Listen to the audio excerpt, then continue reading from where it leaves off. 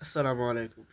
আজকে আমাদের বিষয়টা হচ্ছে অন্তর্বর্তী সরকারের উপদেষ্টা মণ্ডলীর একজন উপদেষ্টা আসিফ নজরুলকে নিয়ে বিগত সময়ে আমাদের সাংবাদিক ভাই ইলিয়াস ভাই যে একটি বিষয় তার সম্পর্কে বলেছে যে 3 তারিখে রাত্রে এবং 4 তারিখে রাত্রে আগস্ট মাসে তিনি সেনাবাহিনীর ক্যান্টনমেন্ট এবং শেখ হাসিনার সাথে বৈঠক করেছেন।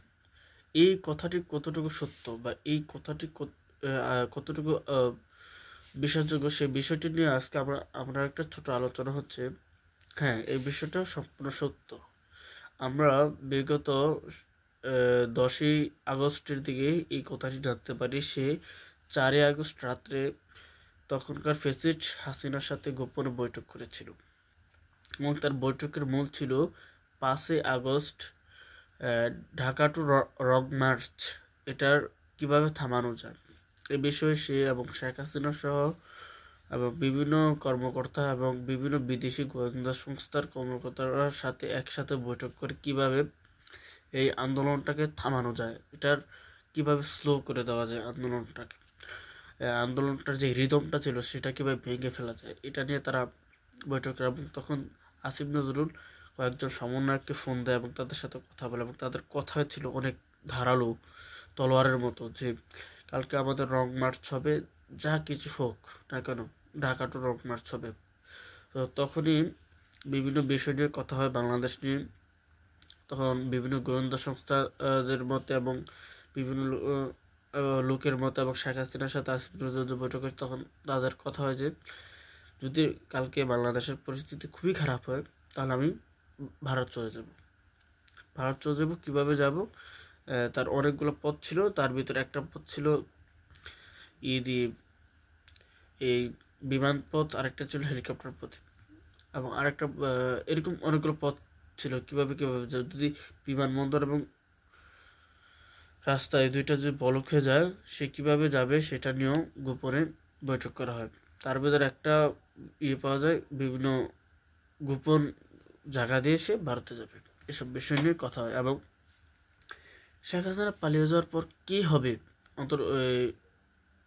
তখনকার যে সরকার হবে, নতুন সরকারের উপদেষ্টা কী হবে, তখন কথায় বলল যে আসিফ নজরুলকে শেখ হাসিনা নিজে নিজে আদেশ করলো যে তুমি ওই ওই লোকগুলোকে রাখো যারা ভারতপন্থী, ভারতীয় হেজিমেন্টের লোক, তাদেরকে তুমি রাখো।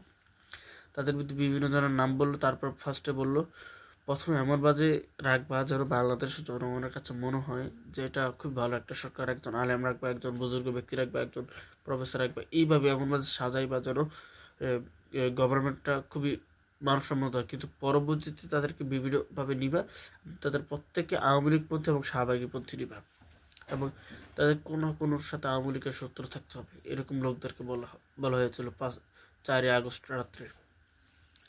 তো 4ই আগস্ট রাত্রে পরজন হাসিনা পালিয়ে যায় এবং আসিফ নজরুল তার কথা মতোই উপদেষ্টা মণ্ডলী সাজায়।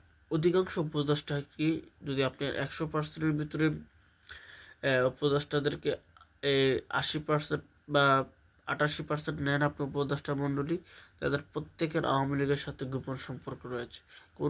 কোনোভাবে আত্মীয় স্বজন বা কোনো ব্যবসা বাণিজ্যে কোনোভাবে তাদের সম্পর্ক রয়েছে। এবং সবচেয়ে উদ্বেগজনক বিষয় হচ্ছে এই যে আসিফ নজরুল তার যে রাজাকার মানে সে যে একজন রাষ্ট্রদ্রোহী সেটা প্রমাণও শর্ত আজও কোনো পদক্ষেপ নেওয়া হচ্ছে না। এবং আরেকটা বিষয় হচ্ছে উদ্বেগজনক, সেটা হচ্ছে সে হাসিনার সাথে এখনও মোবাইলে কথা বলে, যেটা খুবই উদ্বেগজনক বিষয়। এটা সম্পর্কে বাংলাদেশের অনেক জনগণই জানে যে আসিফ নজরুল এখনও হাসিনার সাথে কথা বলে, কিন্তু এটা কেউ প্রকাশ করতে পারছে। এটা আর আসিফ নজরুল যে জাতি গাদ্দার এবং সে যে দেশদ্রোহী, এটা আমরা 10ই আগস্ট এবং 7ই আগস্টের এই সময় 10ই আগস্টে আমরা জেনে ফেলাইছি যে আসিফ নজরুল এরকম এরকম কাম ঘটাইছে, সমন্বয়ক নিয়ে গেছে প্রফেসর ডক্টর মোহাম্মদ ইউনূসের কাছে, ভুয়া সমন্বয়ক নিয়ে গেছে, এটাও সত্য কথা। এমনকি ডক্টর মোহাম্মদ ইউনূসকে অন্তর্বর্তী সরকার প্রধান উপদেষ্টা করার জন্য ছাত্ররা সবচেয়ে বেশি জোর দিয়েছিল, এটাও তেমন সত্য কথা। এবং ছাত্রদের মধ্যে যারা ভারত বিদ্বেষী এবং কঠোর এবং ধারালো কথা বলে তাদেরকে উপদেষ্টা মণ্ডলীতে নিতে চায়নি। এবং ন্যায়